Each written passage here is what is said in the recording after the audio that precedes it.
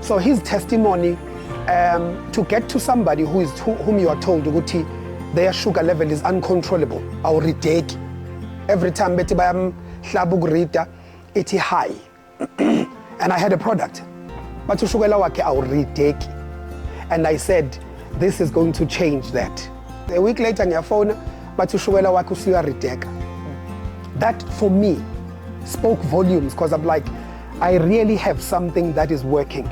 This was not a trial and error. I knew, I'm confident in the product because mina ngene ebhizinisini elingacacile. Avela ke namanye ama testimonies of the clients that have been buying from me, that are still buying from me. Ushukela wabo wehlile. Somebody came, ushukela wakhe ko 24. Today ushukela wakhe udlalela ko 5. 4.1 5.